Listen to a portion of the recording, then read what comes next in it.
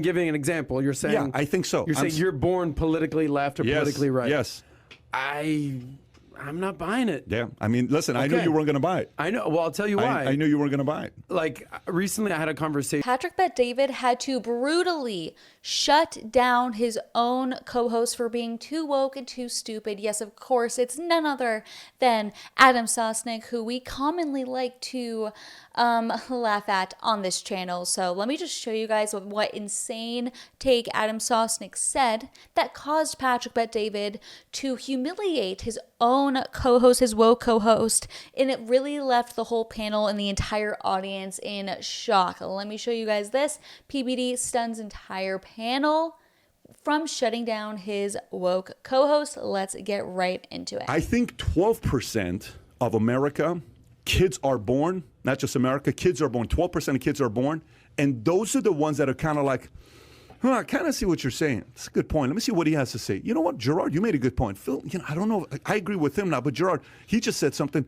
Let me kind of weigh this out. They're malleable. I think there's about 12% that's malleable, okay? If you are able to, whoever converts that 12% the best, that party wins. So this isn't about fighting somebody that's never going to switch, left or right. This is about finding that 12% of reasonable people that are willing to sit there and say, here's my argument. What do you think? Well, pal, what do you think? I read one time in the article said this. Well, here's what I think about this. Well, I disagree with you. Cool, let's go back and forth, have banter. I'm convinced people are born left and people are born right. And the goal is to find that 12% that's malleable, that you can shift their thinking and let them have that debate to make a decision for themselves. What are your thoughts? Real quick, how many of those 40% on either side believe they're in that 12% from hearing this? How many the 40%? How many of the 40% unswayable on either side? Oh, they know. Listening to this no, right they now. Know. No, they know. Convinced they're in that 12%. Let me put it to you this way: the group that knows they're not is a group that says Pat has no clue what the hell he's talking about. But there's a group that's listening to this that's saying, I can't say this to anybody. I can't admit to it. Definitely I cannot admit to anybody. But I got to tell you, lately I've been kind of questioning some of this shit. It's like not making any sense. Why the hell would you get rid of, AP and honors program? Tell me how that makes any sense. Why the hell would you fire this person? Why the hell would you want to do this to taxes and change the incentives? Why the hell would you want to give people money to nonstop? I saw how my dad did that to my sister. My sister's now this. Yeah, I don't know if this stuff is starting to make sense to me. Like, believe me, the 12% of the populace is already questioning it. On both sides. They're sitting there questioning it on both sides. If this is true, you know what this means? 88% of arguments are worthless. I do believe that. 88% of debates are worthless. They're fun, Did you understand what I said? I fully agree with that. If this is correct. So protect your energy, big time. Yeah, 88% is a waste of time. But are you saying this is exclusive in America or worldwide? No, worldwide. No, I think this is worldwide. And you're saying born.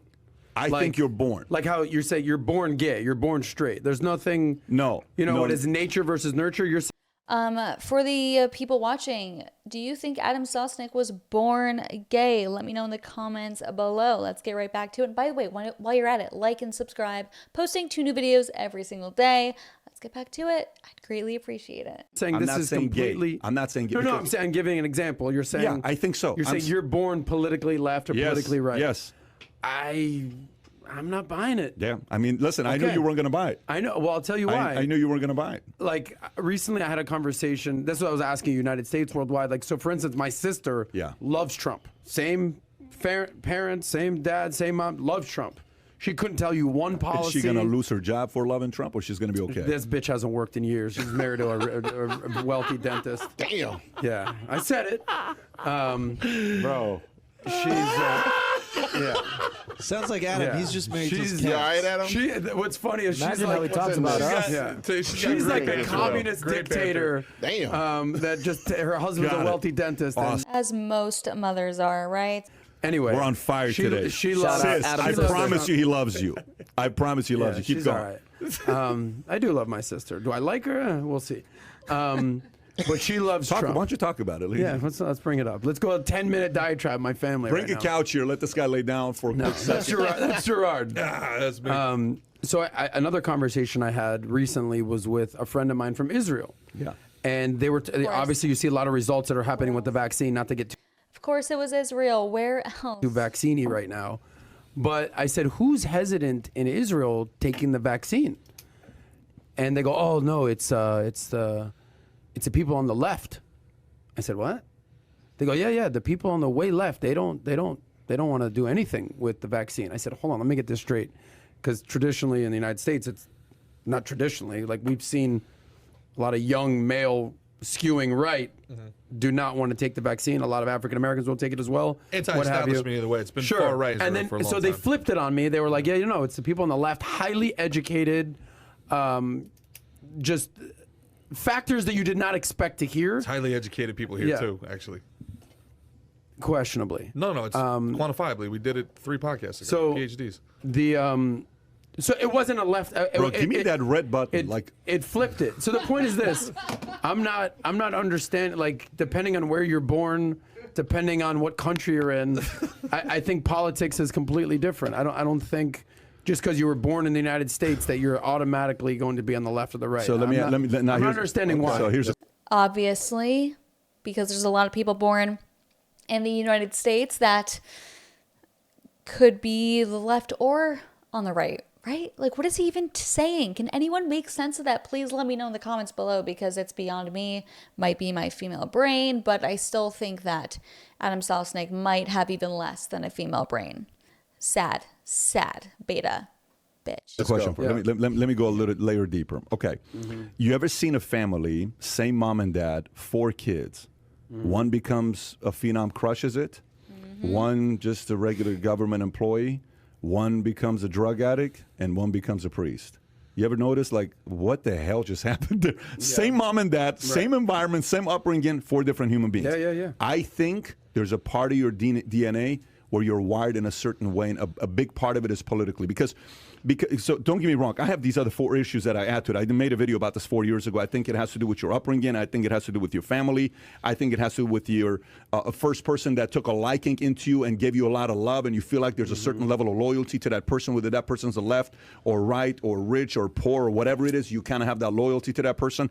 A person early on that was an influencer that you started reading up on, you're like, oh my gosh, I believe in this guy's philosophy, has also a place to it. And then I think it also has to do with, if you had a bad experience with gun when you were, 16 years old, one of your little nephews or, nieces saw a gun, dad left it there, shot themselves, you're probably never going to like guns. Yeah, I mean, let me know your guys' take on this, but obviously it's a mixture of environmental factors, then also your genetic factors, right? Like your quite literal genes, your genetic code, whatever is written into your DNA versus how you were raised, what propaganda and brainwashing material you were fed growing up. And of course, everything is like, we are really major results of our environment. So let me know what you guys think. Do you guys think it's more of a nature, or do you think it's more of a nurture thing, a combination?